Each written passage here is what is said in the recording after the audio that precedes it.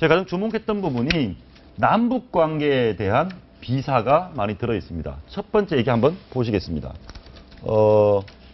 2011년도에 남북 정상회담의 구분응선을 넘었다.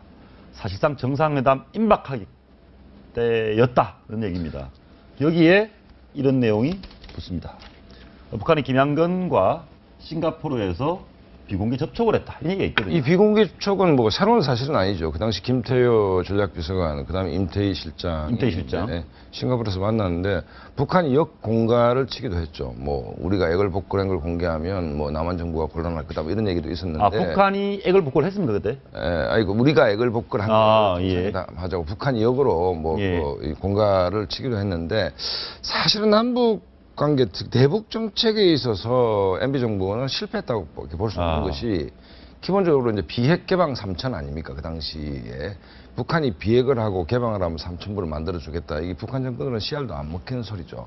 그러니까 어떤 우리가 대선을 치르기 위해서 아젠다로서 급히 만들어진 성격이 있는데 결국은 뭐 북한 정책에 있어서는 뭐 어떤 전략도 없었던 것이고. 그 다음에 그런 상황에서 정상회담을 한다 한들 무슨 효과가 있었는지 모르겠지만 어찌됐든 뭐 5억 불 상당을 요구했고 그걸 뭐 안 했다. 그래서 이제 이명박 대통령 입장에서는 뭐 사적 거래를 하지 않고 정상회담 약간만 했으면 정상회담도 가능하겠지만 그걸 하지 않았다.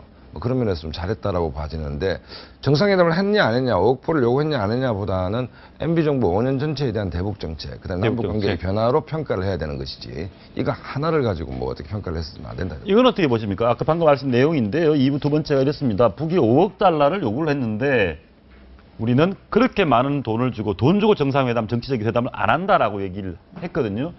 이 자체를 놓고 보면 이게 나름대로 MB 정권이 잘한 일입니까? 어떻습니까? 잘한 일이라고 보면 볼 수도 있고 지극히 당연한 일이죠. 정상회담을 돈을 주고 한 뭐 정권이 또 있다고 이야기도 나오지만은 그게 제정신입니까?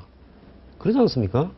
북한이 핵을 저렇게 개발하고 있는 어떤 상황에서 정상회담을 돈을 주고 이렇게 했다면 아마 한미 동맹이 깨졌을 수도 있을 거예요. 그때 이제 어떤 정상회담을 하자고 됐는가 하면 이명박 정부는 그 돈 대신에 남북 가스전 그리고 이 시베리아 횡단철도 그러니까 이 한반도 종단 철도 그다음에 뭐 도로 이런 것들을 다 개설해 주겠다 그런 논의를 하자 이러면서 이제 예를 들어 세 차례 정상회담을 갖다가 추진하자고 제안했던 걸로 알려지고 있잖아요.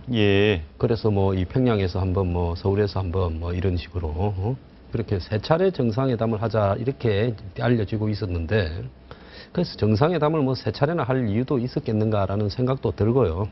기본적으로 그 돈을 그 북한이 요구하는 이런 행태들은 궁극적으로 한국 정부가 다음 대선을 창출하기 위해서 또 정치적으로 지지율이 임기 말에 몰려있기 때문에 뭔가 이벤트를 갖다가 하기 위해서 북한과 정상회담을 요구하기 때문에 우리가 너네들 이야기를 들어주겠다. 그 대신 너네는 우리한테 돈으로 메꿔라. 이런 식 아니겠습니까? 과거에도 우리나라의 정상회담이 대부분 그런 식으로 됐던 경향이 있죠.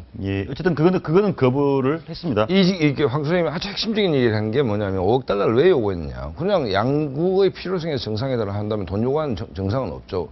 국내 정치적 이유 때문에 나를 만나기를 악망하고 있다는 그 지점을 북한이 정확히 이해하고 있는 거죠. 남한 정치적 입지 때문에 북한 자기들을 만나고 싶어 한다는 건 너무 잘 알고 있다는 얘기죠. 그러니까 얘를 만나면 이네들이 정치적으로 몇 프로 지지도 올라가는데 이 정도 대가는 치러야 되지 않겠느냐. 이 얘기죠 지금. 그렇기 때문에 현 정부도 결국은 뭐 지지도 저하를 만회하기 위해서 이른바 그 극약 처방으로 남북 정상회담하는 것은 경계해야 된다. 올해 경계된다. 북한이 그 돈이 어디서 나오는가도 잘 알고 있어요. 북한이 어디서 나옵니까 그 돈이? 뭐 공적적인 어떤 자금, 기금, 투자가 북한에 대한 투자 모양으로 위장되어서 나가는다. 이런 내용까지도 다 알고 있습니다. 알겠습니다. 중간에 방금 들어 속보 하나 전해드리겠습니다. 정의용 국회의장 보좌관의 아들 협박범 강모 씨가 오늘 3시 55분에 입국합니다. 어젯밤에 아버지인 강모 씨와 함께 비행기를 탔다고 합니다. 들어오면 이번 상황에 대해서 분명히 좀 더 밝혀질 것으로 예상됩니다. 속보 들어오는 대로 계속 전해드리겠습니다.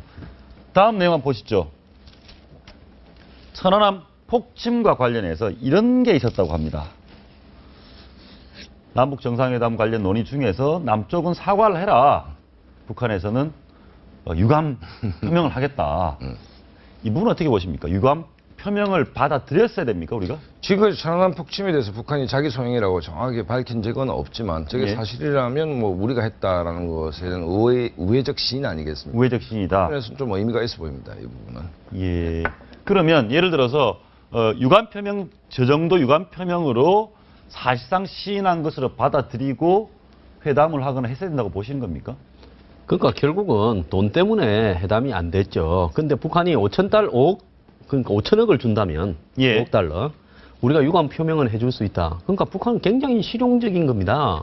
그렇게 안 했다고 예를 들어 저 말이 사실이라면 이걸 갖다가 규명하기 위한 규명단을 갖다 남한에 보내겠다. 이렇게도 저가 이야기했지 않습니까? 그런데도 이 돈 5천 그러니까 5천억이 5천억. 자기들에게 주어진다 하면 유감 표명을 할 수도 있다라고 했다면 저 뭐 돈 앞에는 일종의 자존심도 없는 정권 아닙니까? 예. 근데 그거 뭐 굉장히 사실이라면 굉장히 의미 있는 이야기네요. 실제로 시인했다는 거아닙니까? 시인했다. 이렇게도 볼 수 있습니까? 예를 들어서 자기가 하지도 않았는데 5천억만 주면 했다고 해줄게. 이렇게도 볼 수 있습니까? 그럴 수도 있다고는 볼 수 북한이 있겠죠. 했는데 5억 불이면 북한은 엄청 크죠, 사실은. 그죠. 뭐 북한 정권에 뭐 충격이 오는 건 아무것도 없지 않습니까? 아무도 없다. 뭐 우리가 했다라고 북한이 대대적으로 홍보할 것도 아니고 북한 인민들한테. 예. 그렇기 때문에 북한이라는 사회가 완전 통제된 사회인데 유감 정도 표명하고 5억 불 받는다. 어쩌라도 할 것 같은데요. 예. 제가 볼 때 뭐 북한이 한 거고요. 근데 중요한 부분은 북한이 결국은 저 부분이 도내하고의 이 바타로 갔기 때문에 북한도 그 부분은 서로 간에 공개하지 않겠다라는 입장에서 협상 과정에서 오고 간 부분이기 때문에 예. 실제로 5억 달러를 줬을 때 북한이 저걸 갖다가 유감을 표명했을지 그것도 좀 의문입니다. 이른바 시쳇말로 먹튀 예. 받고 안 할 수도 있다. 알겠습니다. 마지막 내용 한번 보시겠습니다. 북한의 김정일이 정상회담을 몹시 서둘렀고 더 집착했다. 이 얘기는 어떻게 보십니까? 글쎄, 그거는 뭐 제가 볼 때 자전에 이 내용이 들어간지 모르겠지만 이 내용이 들어가 있고 자서전상으로는 김정일이 자기의 건강에 대해 자신감을 잃어서 자기가 사망하기 전에 정상회담을 하고 싶었다. 북한이 그럼 김정일도 대내적으로 아니면 민족의 역사적으로 자기가 뭔가 다 하고 싶었다고 볼 수 있습니까? 글쎄, 그렇게 보기엔 좀 저 개인적으로는 힘들 것 같고 역시 경제적 그 이유가 좀 크지 않았나라고 봐집니다. 예. 그러니까 뭐 김정일이가 건강이 안 좋고 자기가 살 날이 얼마 안 남았기 때문에 남북 관계를 획기적으로 개선해야겠다라는 생각을 했을까? 그게 대한 굉장한 의구심이 저는 가고 의구심이 간다. 결국 아까 말씀드렸던 2번 문제 돌아서 한 5억 불 문제로 가는 거 아니냐 이렇게 봐집니다.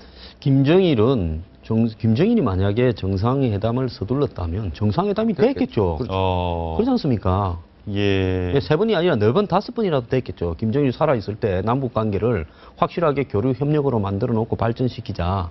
뭐 하고 작정을 했더라면 굉장히 급속하게 정상회담뿐만 아니라 남북 관계에 급진전이 됐을 수도 있을 겁니다. 두 분 말씀 똑같으시네요. 김정일이 몹시 서둘렀다는 것은 다소 외부적으로 보이는 것이고 실제적으로는 돈이 필요했다. 아니, 서둘렀다면 그렇겠죠. 그러니까 예를 들어서 자기가 정말 뭐 남북 관계를 자기 죽기 전에 정말 질적으로 바꾸겠다 했으면 황 수생 말씀대로 정상회담 가능했을 겁니다. 예. 북한이 정상회담을 하지 않았는데 조건 없이 남한이 안 할 이유가 도대체 뭐 있겠습니까?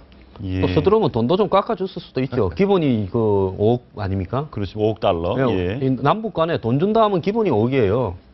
그 뭐 이 전임자가 정해서 그렇게 됐는지 모르지만 그런데 김정일이 저렇게 서둘 이유가 있다 하면 그럼 한 2억만 주라, 1억 불만 주라 했으면 주고 했을 거예요. 이 내용을 전체적으로 한번 쭉 보셨을 때 어쨌거나 이 내용을 보셨을 때도 이명박 정권의 대북 정책은 크게 성공적이 못하다 이렇게 평가하시는 겁니까? 그렇죠. 성공적이 못했고 뭐 소장님도 똑같이 기본적으로요, 비공개 접촉들을 통해서, 그것도 특히 뭐, 임태희 노동부 장관이 비공개 접촉의 당사자로 나섰다는 것부터도 좀 웃기는 이야기고, 그 몇 달 뒤에 북한이 이제 돈 봉투를 던졌다고 폭로한 내용, 그 다음에 그 대가로 남북로 가스전이나 실제로 뭐 시베리아 횡단 철도 같은 현실적으로 지금 되게 어려운 여건이 있습니다. 예. 동맹을 관계를 고려할 때 이런 부분을 전제로 해서 정상회담들이 이렇게 추진된 것 자체가 제가 봤을 때는 좀 비현실적인 요소가 있었다 봅니다. 알겠습니다. 그래서 어쨌든 2월 2일 날 책이 나오면 자세히 알겠지만 NBA 회고록에 대한 지금 현재 두 분 평가는 썩 좋지는 않습니다. 네.